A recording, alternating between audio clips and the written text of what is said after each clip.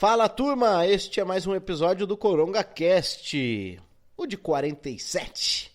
Certo, Leonardo Palhano? O episódio raiz. Hoje a gente vai bater até na mãe do Bolsonaro. Fala, Paulo. Fala, galera. Esse é o episódio que a gente gosta, um episódio, o carimbo Cavaleiros do Apocalipse. E só para falar para vocês assim um pouco do clima do episódio, né? A gente está falando de um momento político, um momento histórico, né?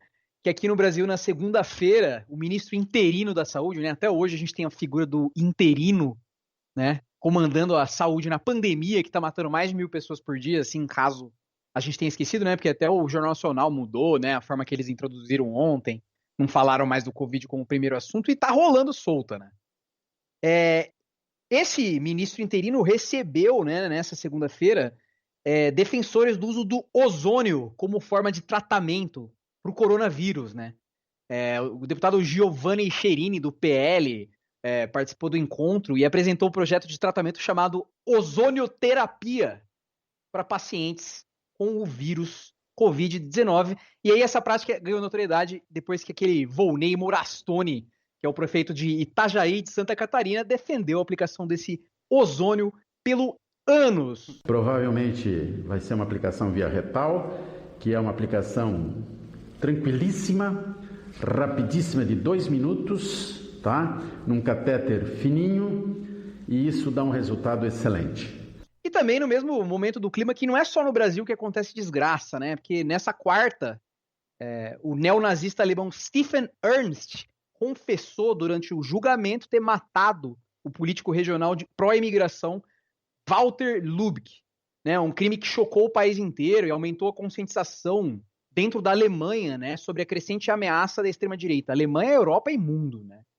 E aí o cara foi acusado pela justiça alemã de ter matado o cara com um tiro na cabeça em 1º de junho de 2019 e virou herói dessa galera do partido AfD, que é a alternativa para a Alemanha, que protestou no final de semana gritando que não vão ser escravos, né, da máscara e que são pessoas livres.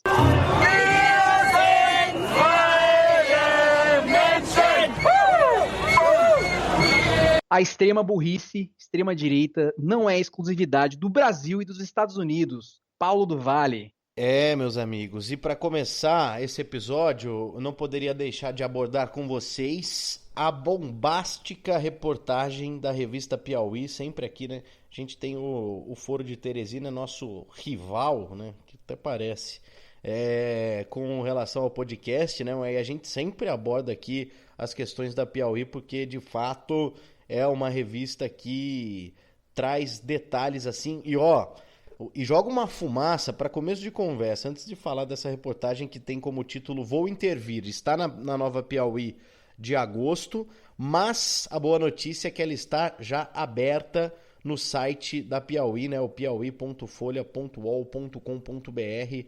Também você pode acessar fácil aí pelo Twitter. E eu vou, claro, trazer detalhes a respeito dessa reportagem, mas é muito mais gostoso quando você pega e lê de ponta a ponta. Mas não vamos considerar como spoiler, não. É só para vocês terem uma ideia do que está acontecendo no país. E também tem gente que não tem tempo de ler. O Coronga acaba sendo esse reader, né, dos nossos ouvintes aí. Como é que é o nome do leitor de livros, o Leonardo Palhano? O Kindle. Kindle, é isso. Nós somos o Kindle de uma galera e a gente agradece também, cumprimos esse papel, essa função social tão importante atualmente. Mas antes até para vocês terem uma ideia do que como o jornalismo ele joga a luz em algumas coisas, a Piauí fez a apuração deste relato fortíssimo, assim, a mais importante parte até agora do que está acontecendo no Brasil, assim, um furaço numa reunião que tinha a presença, pelo que eu percebi aqui na reportagem, de 4 pessoas, e a Piauí conta que fez a apuração com algumas fontes que não quiseram se revelar, sendo, né, 4 fontes, sendo 2 delas que teriam participado dessa reunião. Ou seja, a Piauí conseguiu um furo de reportagem, um relato de pessoas que estavam presentes, que fazem parte ali de um núcleo próximo, assim, muito próximo do Bolsonaro, o que deve estar deixando ele maluco neste momento, a partir de que a matéria veio à tona. E é o seguinte, o nome dessa reportagem, que tem a nossa querida Mônica Gugliano como a jornalista que está acreditada, traz o seguinte: vou intervir, e traz detalhes do dia 22 de maio, uma manhã-tarde em que Bolsonaro se via ameaçado com a possibilidade de ter aí o seu celular confiscado, né? Na sua cabeça aí o STF, e chegou para ele, na verdade, né? Ele poderia ter o celular confiscado, o que em nenhum momento chegou próximo de acontecer. E aí, o que ele queria fazer, hein? Ele queria mandar tropas para o Supremo, para o STF, porque os magistrados, na sua visão, estavam passando dos limites em suas decisões e achincalhando a sua autoridade. E aqui, já lendo um trecho da reportagem, na sua cabeça, ao chegar no STF, os militares destituiriam os atuais 11 ministros, os substitutos militares ou civis seriam então nomeados por ele e ficariam no cargo até que aquilo esteja em ordem. Isso aqui, nesse momento, abre-se aspas na reportagem da Piauí. Vejam só. Segundo palavras do presidente, então. No tumulto da reunião não ficou claro como as tropas seriam empregadas, nem se os planos de Bolsonaro, os ministros destituídos do STF, voltariam aos seus cargos quando aquilo, aspas de novo, estivesse em ordem, aspas de novo. A essa altura ele já tinha decidido também que não entregaria o seu celular sob hipótese alguma, mesmo que tivesse que descumprir uma ordem judicial. Ele fala, né, só se eu fosse um rato e coisa e tal, aspas de novo. E aí ele repete, vou intervir. E aí, meu amigo, aí que começa a ficar pior uma situação. Ai, mano, é inacreditável. O general Luiz Eduardo Ramos, né, que é amigo do Bolsonaro há mais de 4 décadas e faz parte aí desse núcleo próximo, né, ministerial do Bolsonaro, ele recebeu com bons olhos essa intenção do presidente. Ele normalmente, apesar de ser um cara aí também ligado a essa questão militar do exército, ele dá uma segurada ali na onda, né, dessas questões aí do Bolsonaro, né, esses momentos de calor do presidente. Eu achava que intervir no Supremo era, de fato, a única forma de restabelecer a autoridade do presidente, que vinha sendo abertamente vilipendiada pelo tribunal. No raciocínio do Luiz Eduardo Ramos, a decisão do ministro Alexandre de Moraes do STF, que proibir a posse de Alexandre Ramagem como diretor-geral da Polícia Federal, já tinha sido um abuso inaceitável. Braga Neto e Augusto Heleno concordavam que Moraes tinha ido longe demais e também achavam que a decisão do ministro teria sido uma interferência inadmissível no ato soberano do presidente, mas tinham dúvidas sobre a forma e as consequências de uma intervenção. E aí entra a figura de General Heleno sendo o moderador dessa história, o cara que salvou o Brasil no dia 22 de maio de 2020, de fato assistimos a uma ruptura. A gente está avisando, hein? Faz tempo. E aí ele fala o seguinte, o nobríssimo nosso herói que não veste capa, General Heleno, veste farda, né? Veste botina. Não é o momento para isso. E aí a Piauí entra nessa questão, né? A Piauí reconstituiu os detalhes da reunião com 4 fontes que pediram anonimato para não contrariar o presidente. Imagina, né? Você já não está contrariando.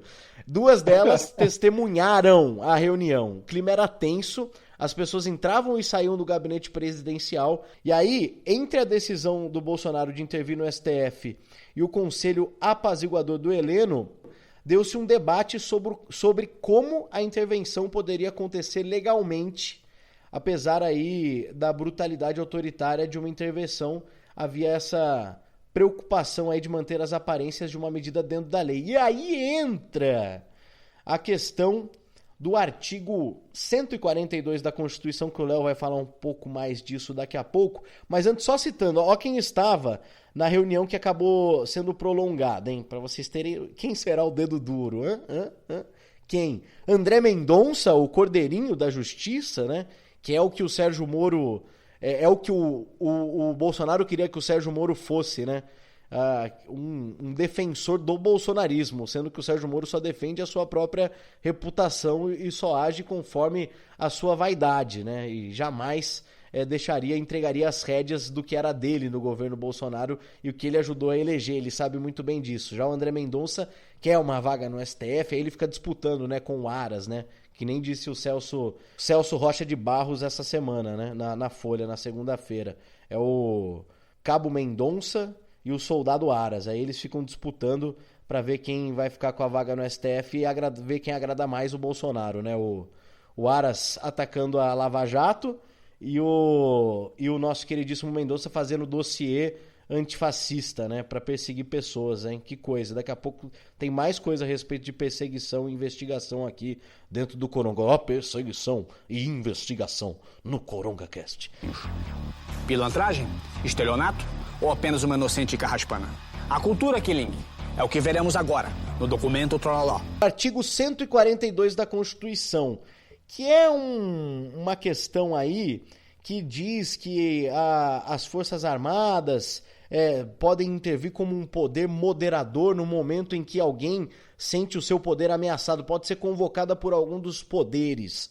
Mais ou menos isso, o Léo vai falar com mais propriedade daqui a pouco.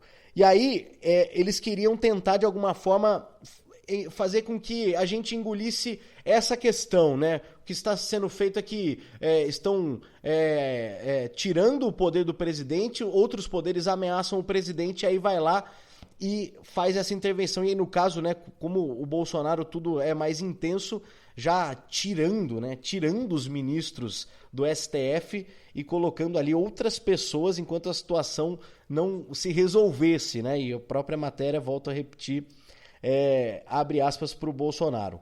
2 argumentos ajudaram a acalmar Jair Messias Bolsonaro nesta reunião. O primeiro, não havia ordem alguma, como eu já disse, para apreender o celular do presidente, apenas uma consulta do ministro do STF, de modo que havia a possibilidade de que a apreensão não ocorresse. E depois essa questão foi inclusive arquivada. O outro argumento é que o governo daria uma resposta contundente ao STF na forma de uma nota pública, o que aconteceu, né, na carta divulgada pelo próprio general Heleno. E aí, na época, a gente criticou muito essa carta. Obviamente não poderia ser diferente, a gente não tinha acesso a essa reunião que quase mudou de fato os rumos do país. O que agora a gente vendo de longe, nada como o tempo, nada como olhar com a distância e também com os detalhes que vêm à tona. Essa carta salvou o país do autogolpe do Bolsonaro, porque ela trazia questões fortes, né? Ele faria essa nota à nação brasileira dizendo que, até abrindo aspas, a apreensão era inconcebível e até certo ponto inacreditável no caso do celular do presidente e consistia em uma afronta à autoridade máxima. Encerrava dizendo que o Gabinete de Segurança Institucional da Presidência da República alerta as autoridades constituídas que tal atitude é uma evidente tentativa de comprometer a harmonia entre os poderes e poderá ter consequências imprevisíveis para a estabilidade nacional. Foi essa carta divulgada. E isso deixou o Bolsonaro mais calmo com relação a meter o louco lá com o STF. Aí eu venho para a parte final do texto, que é a seguinte, eu acho sensacional. O texto, a reportagem, ela se encerra da seguinte forma. A decisão do presidente de intervir no STF pode ser vista como intempestiva, tomada no calor da hora, mas é relevante que os anais da história registrem que o presidente do Brasil, numa reunião no Palácio, na manhã do dia 22 de maio de 2020, decidiu ocupar o Supremo com tropas e foi persuadido a desistir da quartelada. Curiosamente, naquele mesmo vídeo no YouTube em que diz que a